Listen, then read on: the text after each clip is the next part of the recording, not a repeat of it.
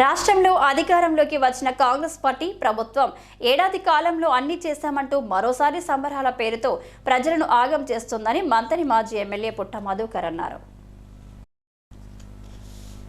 కాంగ్రెస్ ప్రజావంచన దినాల్లో భాగంగా సోమవారం రామగిరి మండలంలో నిరసన కార్యక్రమం చేపట్టారు.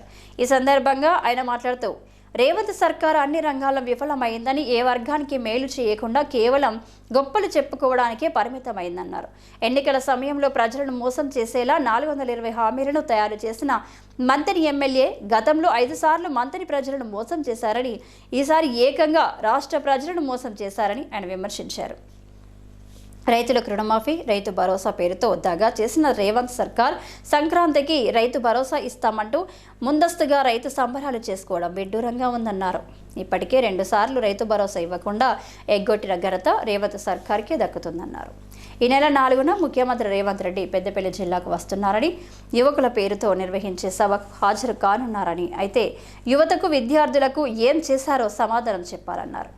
విద్యా భరోసా కింద 5 లక్షల రూపాయల కార్డులు ఇస్తామని చెప్పి ఇప్పటి వరకు 5 రూపాయలు కూడా ఇవ్వలేదని అన్నారు.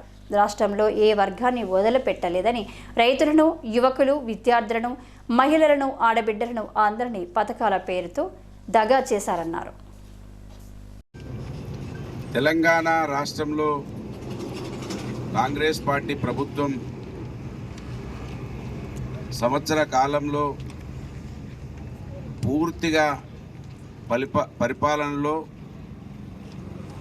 అన్ని రంగాలలో విఫలమై కాంగ్రెస్ పార్టీ సంబరాల పేరుతోటి ఇంకా ఈ రాష్ట్ర ప్రజల్ని అయోమయంలోకి గురి చేస్తూ ఉన్న విషయాన్ని ప్రజలందరూ కూడా ఆశ్చర్యం వ్యక్తం చేస్తున్నటువంటి ఈ తరుణంలో ప్రధాన ప్రతిపక్ష పార్టీగా ఈ నియోజకవర్గ శాసనసభ్యుడే 420 హామీలను తయారు చేసిండు కనుక ఈ నియోజకవర్గ శాసనసభ్యుడు నియోజకవర్గాన్ని 5 సార్లు మోసం చేసి ఇప్పుడు రాష్ట్ర ప్రజలను మోసం చేస్తున్నటువంటి ఈ తరుణంలో మేము మంత్రి నియోజకవర్గంలో ప్రజా వంచన దినాలు, ఇది నిజం. కాంగ్రెస్ పార్టీ సంబరాలు అబద్ధం. నిన్న కాంగ్రెస్ పార్టీ రైతుల సంబరాలను చేసి రైతులకు పంట రుణమాఫీని మొత్తం చేయకుండా రైతు బంధువు భరోసా అని చెప్పి, బంధువు కాదు ఇంకా భరోసా అని చెప్పి దాన్ని కూడా ఎగ్గొట్టి 2 సార్లు ఎగ్గొట్టి మళ్ళీ సంక్రాంతికి ఇస్తామని నిన్నటి మీటింగ్లో, అంటే సంక్రాంతికి ఇస్తామని ముందే సంబరాలు చేస్తున్నట్టుగా మీటింగ్ పెట్టి పూర్తిగా అబద్ధాలు ఆడినటువంటి ముఖ్యమంత్రి గారు రేపు పెద్దపల్లికి వస్తూ ఉన్నారు. 4వ తారీఖు నాడు యువకుల పేరు మీద ఇక్కడికి వస్తూ ఉన్నారు. యువకులకు ఏమైనా చేసిండ్రా మీరు ఇప్పటి వరకు? కనీసం నిరుద్యోగ భృతి ఇస్తానని ఇచ్చిండ్రా? 5 లక్షల రూపాయల ఏటీఎం కార్డు ఇస్తానని ఇచ్చిండ్రా? అసలు ఎందుకు వస్తున్నారు పెద్దపల్లికి? ఏం చేసిర్రు యువకులకని?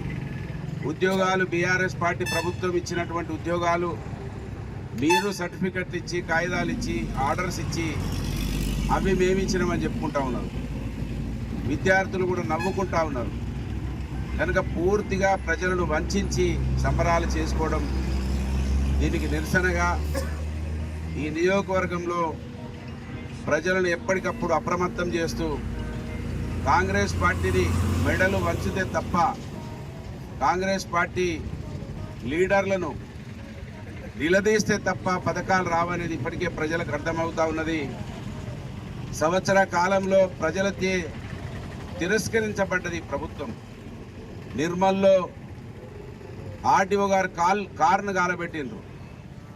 లగచెర్లలో కలెక్టర్ గారు వస్తుండంటే, ఒకప్పుడు కలెక్టర్ వస్తుండంటే మాకేదో మేలు జరుగుతుంది అనుకునేటువంటి రోజుల నుంచి కలెక్టర్ను మెడలు పట్టి దుబ్బే కాడికి వచ్చింది వీళ్ళ పరిపాలన పుణ్యాన.